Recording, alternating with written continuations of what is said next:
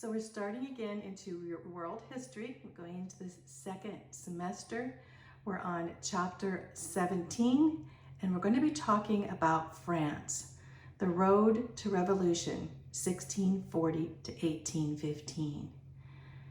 It is ordained in the eternal constitution of things that men of intemperate minds cannot be free. Their passions forge their fetters. Edmund Burke.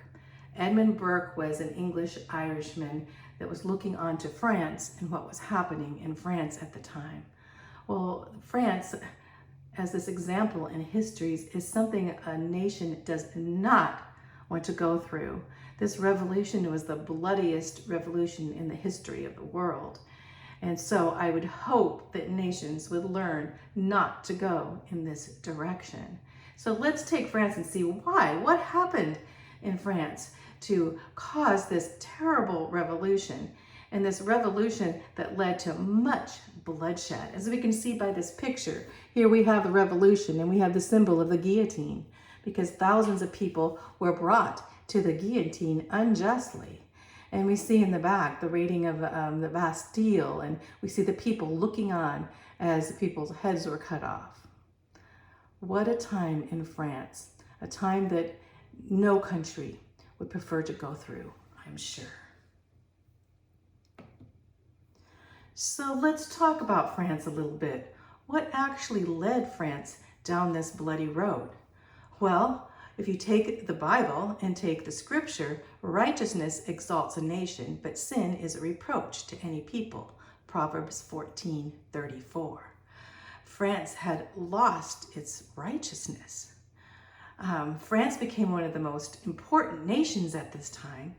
It was very industrious, fertile soil, international commerce, cultural achievements. It had the top of everything. But France was headed for ruin, for it lacked one ingredient: righteousness. In forcing the Christian Huguenots out of the country, the French had emptied France of the righteousness that exalts a nation. Proverbs 14:34. And I would say that is true, because the Huguenots, one thing the Huguenots had, they had the righteousness of the Bible. They read the Bible and they acted whatever the Bible said. Basically, most of France at that time were Huguenots. And the Huguenots had a lot of the wealth too of France, and they were merchants and they were workers, and they were basically good people. But they didn't follow the distorted Roman Church, and they didn't follow the government the way the government wanted them to follow. So Huguenots were persecuted. They were killed, and they were told to leave the country or convert. So convert to what? And convert to the Roman Church. Well, so scores of Frenchmen turned from Christianity to the humanism of the Enlightenment, not really caring for the distorted time of the popes and the Catholic Church. A lot of people were sick and tired of religion. And so they turned to Enlightenment. Enlightenment sounds like a pretty nice word. And even in our world today, we think, oh, we want to be enlightenment. But the humanism of Enlightenment was very, very satanic. In fact, Satan said that he was the angel of light. And if anything, with Illuminati or any illumination, and these words like that become very, very scriptive of him. Because, of course, Satan knows that Jesus is the Lord of all. So basically, humanism, turning to humanism and enlightenment, was not righteousness at all. So France approached its darkest hour. So we're going to start how this all started. Actually, it started far beyond this, but we left off with Louis XIII, who was a weak leader. But now we have Louis XIV. In fact, he named himself as the Sun King. In 1643, Louis XIII died, and his son became king at only 5 years old. So of course, they had to have a regent that would raise a 5-year-old king and tell him what to do.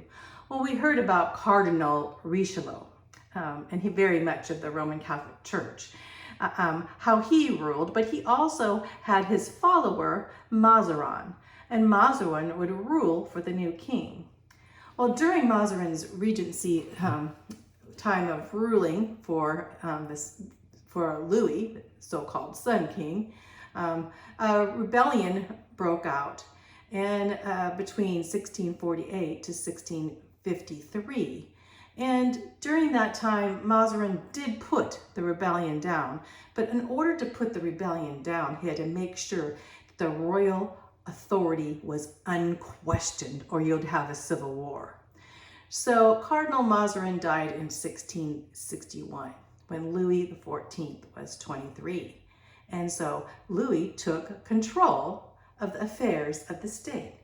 Well, Louis had a personality that everyone liked because Louis was a great actor. In fact, he frequently dressed up as elaborate as possible and tried to entertain the nobles, and they came, and he made them watch him, even if it was a bad acting scene. You know, he made sure that everything was as its highest pompadour, I should say. You know, everything. In fact, he even had his mistress, one of them was named Pompadour, I think. But anyway, let's go on. I'm not going to get into that. Louis XIV was a strong monarch, though. They needed a strong monarch at this time, you can imagine, after a civil war. And few questioned the unlimited authority with which Louis ruled. Louis reigned for 70 years, one of the longest reigns in history. 70 years means, he died into his 80s. And of course, again, he was a display of pomp and splendor. In fact, he surrounded himself with the nobles and the very wealthy, and made even to his servants, bringing his servants in to oblige him. So even his nobles would come in to oblige him. 6 groups to begin the day just to get him ready and dressed. Can you imagine that? He was the epitome of an absolute ruler. In fact, he said, "L'état c'est moi," I am the state.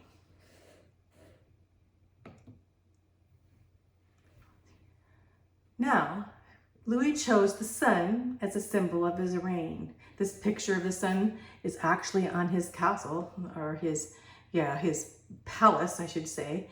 That it's not really a castle, it's a palace that he built, named Versailles, in Versailles. And the emblem was him as a Sun King. He built it.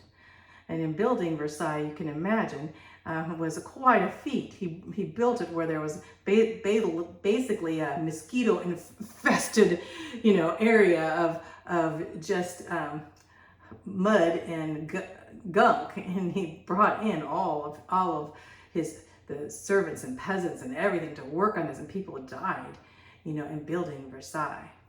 So, we'll get into that a little bit. But he was in absolutism in its purest form, absolutely the king. He refused to call the Estates General. The Estates General were those representatives from the people, because he ran the people and said he was the state. The first modern bureaucratic governments were called under him. Bureau. What is a bureau? Bureau is a French word for desk. It means someone who sits at a desk and does the paperwork, right? Which we have bureaucratic things going on in our government. We have all this work that needs to be done, but the work we have bureaucratic means we have a lot of desks to go through before passing anything. A lot of avenues, men that sit at desks. Well, Louis destroyed the independence of the local government, basically saying all matters were handled by his agents of Louis. So he basically had his agents were watching or spying to make sure everything, again, was done in the way Louis wanted. Louis's shrewd appointments. The bureaucratic offices were appointed by Louis from the bourgeoisie. The bourgeoisie, right here, it's kind of spelled, it's a French, bourgeoisie was the middle class. And so he appointed them from the middle class to run, but he had control of them. And he kept the nobility, the very rich people, the nobles, occupied with more pleasurable and pacifying positions.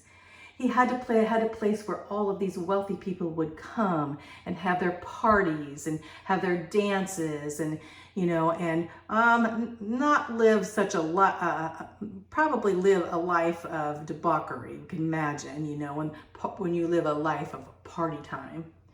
So that's what he did. He granted favors of prestige and convinced many of the nobles to come and live at the court, where he could keep an eye on his nobles, an eye on the wealthy. And 10 miles from Paris, and we talked about that just a little bit ago, he built the famous Palace of Versailles, one of the greatest architecture. I've been to Versailles. Everyone wants to go to Versailles. It's beautiful. And he had the hall of mirrors and tapestries, chandeliers, and entertainment going on constantly at Versailles. And he housed many of the aristocratic people to keep them occupied. Here's a picture of Versailles even today. Here's the Hall of Mirrors. And that day it was spectacular with all the artwork, and you can imagine. And building all of this area. And like I said, it was a mosquito-infested marsh before.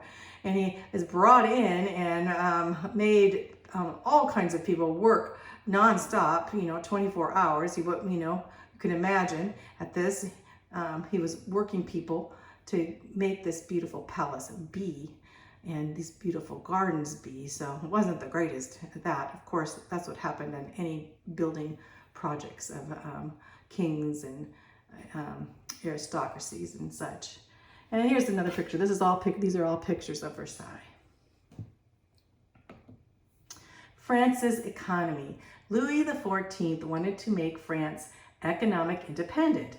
He didn't want to depend on any bankers on the outside or so. So he called in Jean-Baptiste Colbert. Jean-Baptiste Colbert lived 1619 to 1683. And he was going to be the Minister of Finance, so he could mobilize the economic resources by focus on trade with the French colonies. Right now, France owned colonies in the world. In fact, France actually owned most of what the United States is now, from the Mississippi, that whole area, and we'll get into that, and up to Canada. So Jean-Baptiste wanted to basically focus on trade in the colonies and bring money from those colonies as number one. And also the taxation problem. You see, the old agreement with the nobility was that the nobility didn't need to pay taxes. And the bourgeoisie was able to escape a lot of these taxations by exemptions, tax exemptions. So the tax burden, guess where it fell? It fell on those who could least afford to pay taxes, the peasants. The peasants had to pay up to half their income. You can imagine that. So the wealthy didn't have to pay taxes. Well, going a little sidetrack here, but the New World exploration in the colonies. Let's talk about that a little bit, because we already went over the New World exploration, but France had their hand, in the midst. And of course, we have turmoils between France and England and Spain going on in the New World of America, in the Americas, North and South America. Varanze and Cartier, Varanzo and Cartier. And Cartier, they did the expeditions in the 1500s and claimed quite a bit of land, on up towards northern, around New York and Canada, that area on the east coast of America. They were great explorers. But in 1608, we probably had the greatest explorer of all, Samuel de Champlain. Samuel was the father of New France. You could say his name Champlain. That's the way we would say as English, but Champlain was his French. He founded Quebec, the first French colony, and Quebec we know is up there in Canada, and that's why the part of Canada there, I could say, speaks French. The middle of Canada, practically a lot of people use French as their first language, because that's where New France, the father of New France, put his colony. from, of course, we know Louis had control. Champlain also explored New York and traveled the Great Lakes region, so a lot of that had French influence. But why aren't we speaking French here in America? You know, we'll have to get into that later, but we'll find out why. So we have Verrazano, or Verrazano, I pronounced his name wrong, Verrazano, Cartier, and Champlain. New France went on, because in 1673, we have Jacques Marquette, who was a Jesuit missionary, priest, a Jesuit priest, you can imagine, very strict in the orders there, to make sure everyone in New France would be Roman Catholic, and Louis Joliet. And they were fur traders, and they explored the Mississippi River, and basically tying the Mississippi River, the whole Mississippi, all the way down to Louisiana area. In fact, the whole area was named Louisiana in honor of Louis XIV, of course. In 1682, Robert Cavelier de La Salle sailed down the Mississippi and claimed the entire Mississippi River, all the way to the Gulf of Mexico. So the whole Mississippi, the whole middle of our country, was controlled by Louisiana, they called it. And also they claimed Canada, the Great Lakes, as that area as New France. So what idea that they had was they were going to bring a lot of French settlers and settle New France and make New France their colony. New France, limits and freedoms. The problem with New France, people didn't want to go there. The French people, they didn't want to go there to a place where it was like a bunch of fur traders and Indians. You know, most of the wealthy people did not want to go there. And the French, though they had a thriving fur trade, fur traders never really settled in. They basically found Indian so-called wives, even when they had wives back in France. They took Indian wives and had children and stayed, but they were basically the rough crew of fur traders, and they traveled around, and they never settled in New France. At least bringing their women and children from France wasn't a thing they wanted to do. So, but also New France had tight political, economic, and religious restrictions of Louis, and limited freedom, and discouraged French people from living there, because you had to be a Roman Catholic and you had to pay tithes to the Roman Catholic Church. And you also, economically, you had to give most of what you owned to France, to Louis.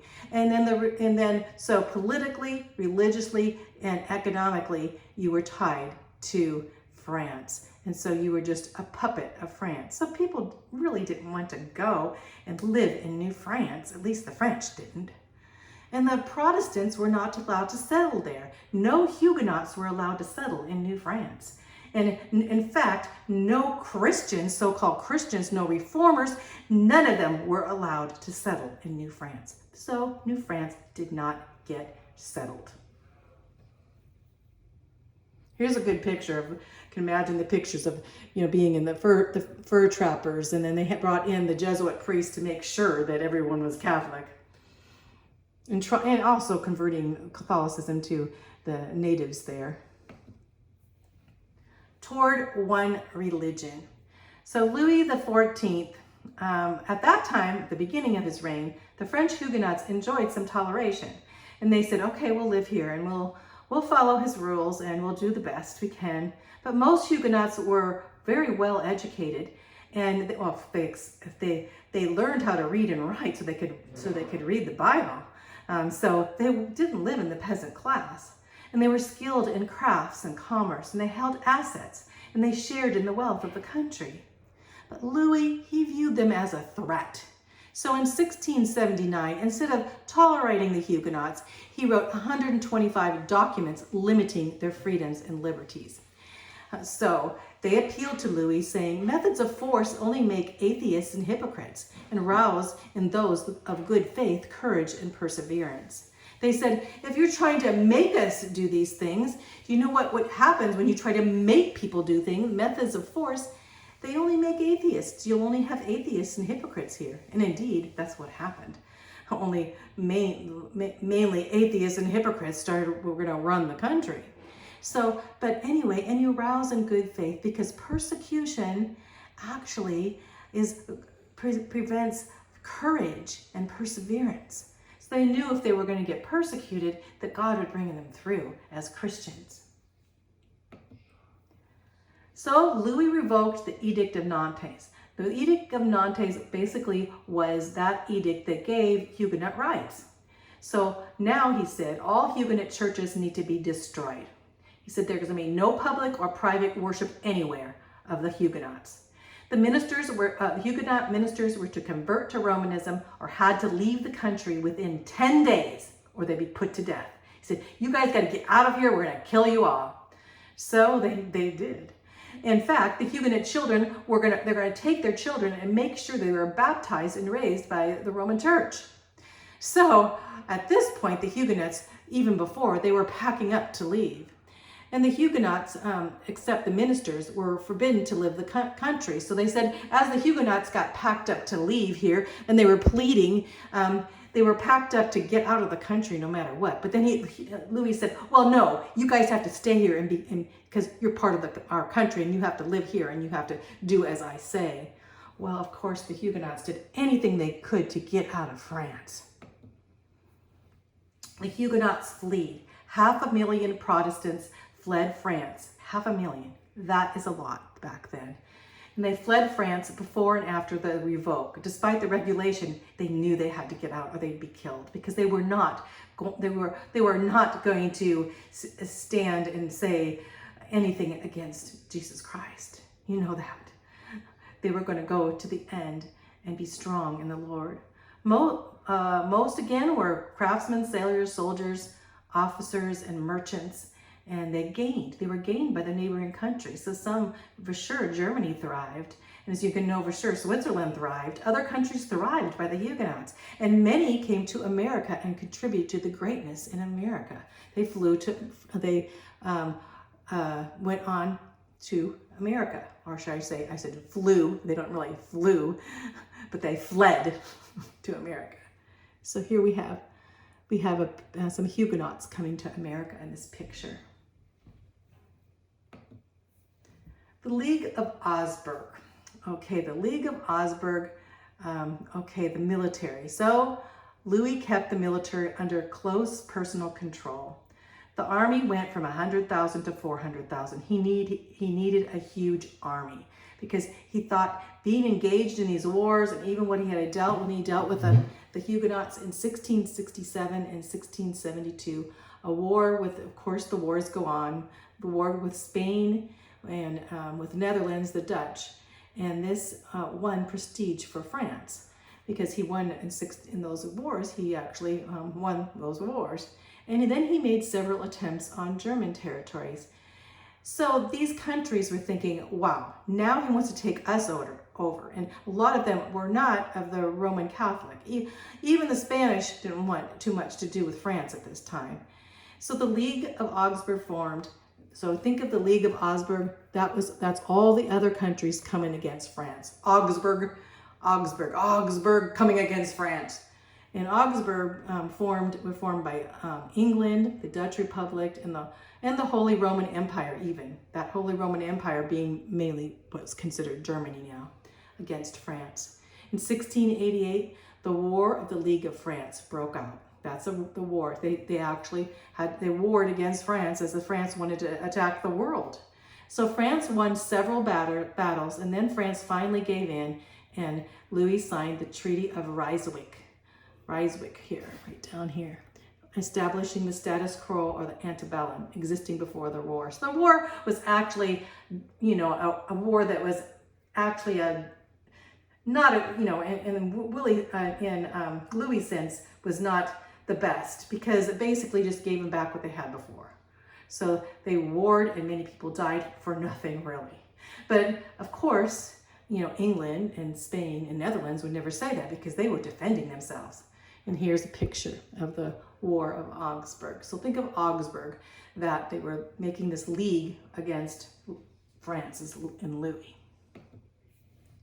The War of Spanish Succession was the worst, because what happened 1701 to 1713, this is, quite a few years when you think. This is France's most costly war, and they lost a lot in this war. The Habsburg king died in Spain. So the king, we're talking about Spain, died in Spain, and he left a will, and he named his will of Philip of Anjou. Philip of Anjou was Louis's grandson. So now Louis would own not only just France, but he'd own Spain and all of the Spanish colonies that were in America and all of the French colonies that were with America. So Louis would be going on to actually controlling most of the world. Well, the nations of Europe opposed Philip's succession, saying this one family, this Bourbon family, which was King Louis's family, and Louis XIV would control Western Europe and this vast Spanish and colonies overseas, and they were living, especially England.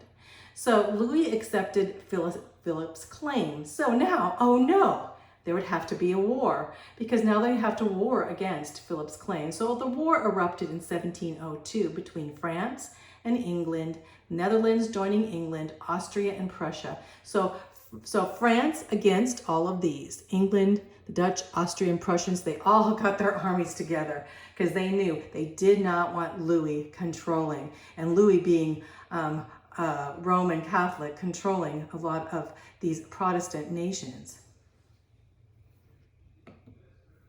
The War of Succession right here, as you can see. So basically we have here in the blue here, you can see they would be France and Spain and all of the Habsburg here, these areas. He wanted to control in all of these areas in the New World, the blue being France. So you can see the Spanish succession would give France control of most of the world at that time. So, and this, of course, is the world of Louis XIV at that time. And you can see here, we have, this is France. We have Louis XIV, the Bourbon. Then we have Philip gaining this. He gained this area. The Habsburgs here actually would come in with the Habsburgs because Philip was Habsburg too. So this would reunite all of this part. So you can imagine how some of these other countries were looking on and being taken over. France received serious blows at the Battle of Blenheim. The Battle of Blenheim, I should say. The Prince Eugene of Savoy and Jean Churchill, he was called the Duke of Marlborough. It's pretty neat because he is related, to the Churchill we know in England, Winston Churchill. But he was called, basically known, here he is there, the Duke of Marlborough. The Duke of Marlborough and Eugene of Savoy were two of the greatest generals at that time.